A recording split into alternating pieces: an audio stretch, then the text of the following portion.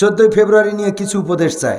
14 ফেব্রুয়ারিতে যাদের ভালো বাইক নেই, ভালো বাইক ভাড়া করবা, করে পিছনে তুলাই তারপরে গিয়ার যত মারা যায় মারবা, নাকি এই উপদেশ হবে?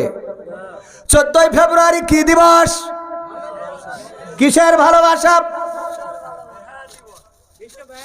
ওটা কুত্তাদের ভালোবাসা দিবস।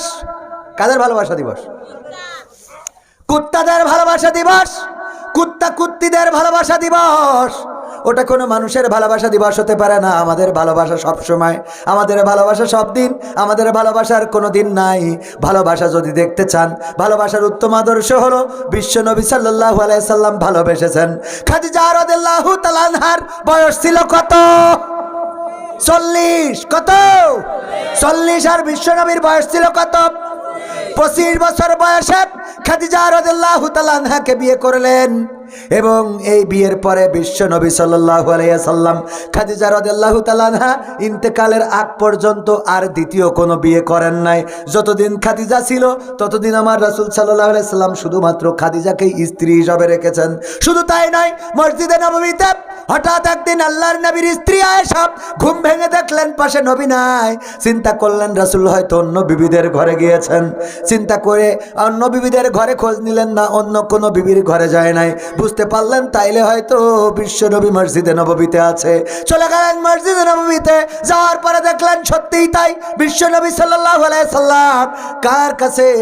রবের কাছে দুইখানা হাত তুলে ফরিয়াদ করছে, ওগো আল্লাহ, ওই বিপদের দিন, মুসিবতের দিন, কিয়ামতের দিন, যেদিন সন্তান তার মায়ের পরিচয় দিবে না, মা তার সন্তানের পরিচয় দিবে না, ভাই তার বোনের পরিচয় দিবে না, বোন তার ভাইয়ের পরিচয় দিবে না, আপনজন তার আপনজনের পরিচয় দিবে না। ওগো আল্লাহ, ওই দিন যেন আমি আমার বিবি খাদিজারে না হারায়ে ফেলি। আল্লাহর নবীর স্ত্রী আয়েশা রাদিয়াল্লাহু তাআলা আনহা পিছন থেকে মোনাজাতটা শুনলেন। তারপরে মোনাজাত শেষ হয়ে গেলে বললেন, ওগো নবী, আপনার বয়স ছিল 25, তার মানে যৌবনের টকবগের সময়। সেই সময় আপনি বিয়ে করেছেন 40 বছরের একজন বৃদ্ধা। শুধু তাই না, ইতিপূর্বে তার 3টা স্বামী গত হয়েছে। ইতিপূর্বে কয়টা স্বামী? 3টা স্বামী শুধু গত হয়েছে তা নয়, তার সন্তানও ছিল। ওগো নবী গো, এই খাদিজা ইন্তেকালের পরে কি আপনার ঘরে আর কোনো সুন্দরী নারী আসে নাই যে এখনো পর্যন্ত আপনি মক্কা ছেড়ে মদিনায় এসেছেন, যেই খাদিজার কবর আছে মক্কায়, এই মদিনায় আসার পরেও এতগুলো বিবি আপনার ঘরে থাকার পরেও এখনো তার কথা বলতে পারেন নাই? আল্লাহর নবী লাল হয়ে গেলেন একেবারে। এতটাই কষ্ট পেয়েছেন, চেহারাটা লাল হয়ে গেল, রক্তিম বর্ণ ধারণ করে নিল। আল্লাহর নবী বললেন, ওগো আয়েশা, তুমি আমার খাদিজা সম্বন্ধে এমন কথা শোনায়ও না, এমন কথা বলো না, এমন কথা বলো না যেটা আমি কষ্ট পাই। আল্লাহর নবীর স্ত্রী বললেন, আমার ভুল হয়েছে।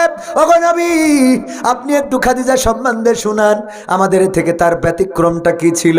আপনার অন্যান্য রমণীরা আছে, অন্যান্য স্ত্রী তো আপনার ঘরে আছে, তার থেকে ব্যতিক্রম কি ছিল?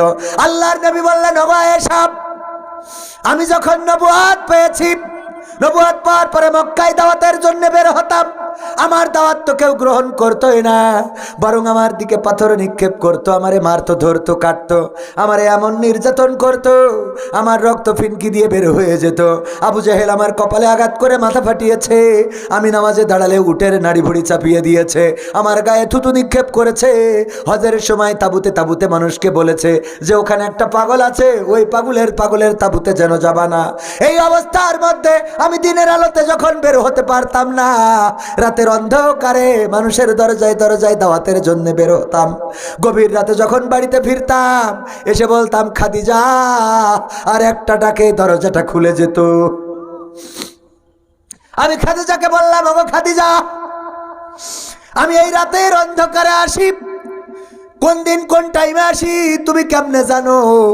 কোনোদিন 2টায়, কোনোদিন 3টায়, কোনোদিন 1টায়, কোনোদিন 4টায় বাড়িতে ফিরি, আর এসে মাত্র একবারে ডাক দেই খাদিজা, অমনি দরজা খুলে যায়। কেমন করে খুলে যায় ও খাদিজা, তোমার কাছে একটু জানতে চাই। খাদিজা বললেন, ও বিশ্ব নবী, আপনি থাকেন দিনের দাওয়াতে, কোরআনের দাওয়াতে, ইসলামের দাওয়াতে, আর বাতিলের আপনার মারে পিটায়, আপনার উটের নাড়ি বুড়ি মাথায় চাপায়, আপনার গায়ে পাথর নিক্ষেপ করে, থুতু নিক্ষেপ করে, আপনি রাতের অন্ধকারে দাওয়াত দিয়ে বেড়ান, আর আমি আপনার স্ত্রী হয়ে কেমন করে খাটের সাথে পিঠ লাগায়ে ঘুমাবো? এই জন্যে যতক্ষণ আপনি বাড়িতে ফেরেন না ততক্ষণ পর্যন্ত আমি দরজায় দাঁড়ায়ে দাঁড়ায়ে পিঠ লাগায়ে ঘুমাই। এই ছিল খাদিজার ভালোবাসা। এতটাই ভালোবাসতেন। এই ভালোবাসার নজির, ভালোবাসা দিবস যারা করে বেড়াও, ভালোবাসা যদি শিখতে হয় আমার রাসূলের আদর্শের কাছে শিখে নাও। খাদিজা রাদিয়াল্লাহু তাআলা আনহা বসা, আল্লাহর নবীর কাছে জিবরিল আলাইহিস সালাম বসা, আল্লাহর নবীর সাথে কথা বলছেন।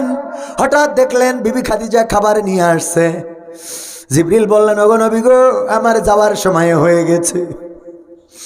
দেখছি ওই যে দূরে দেখা যায় বিবি খাদিজা আপনার জন্য খাবার নিয়ে আসতেছে। জিবরিল আলাইহিস সালাম যাওয়ার আগে বললেন, ওগো নবী, আপনি আপনার স্ত্রী খাদিজা আসার পরে দুইটা সুসংবাদ দেবেন। একটা হলো আপনি বলবেন জিবরিল আলাইহিস সালাম আপনাকে সালাম, আপনার স্ত্রীকে সালাম দিয়েছে। আর 2 নম্বর সুসংবাদ হলো স্বয়ং আল্লাহ রাব্বুল আলামিন বিবি খাদিজাকে সালাম জানিয়েছে। আল্লাহর নবীর কাছে আসলেন। বিশ্বনবী বললেন, ওগো খাদিজা, তোমার জন্য 2টা সুসংবাদ। একটা হলো জিবরাইল আলাইহিস সালাম তোমার সালাম বলেছে, আর একটা হলো আল্লাহ রাব্বুল আলামিন স্বয়ং তোমাকে সালাম জানিয়েছে। খাদিজা রাদিয়াল্লাহু তাআলা আনহা বললেন, ওগো নবী, আমি জিবরাইলের সালামের জবাব তো দিতে পারবো, কিন্তু আল্লাহর সালামের জবাব কেমনে দেয় জানি না। আল্লাহর সালামের জবাবটা আপনি আমার পক্ষ থেকে দিয়ে দেন। ওগো আমার ভাইয়েরা, এখানেই শেষ নয়। আল্লাহর নবীর স্ত্রী খাদিজা ইন্তেকালের সময় বললেন, ওগো আমার স্বামী, আমি 3টা জিনিস আপনার কাছে আবদার করব নবী গো, বলেন রাখবেন কিনা? আল্লাহর নবী বললেন, খাদিজা বলো কি আবদার, আমি রাখবো ইনশাআল্লাহ।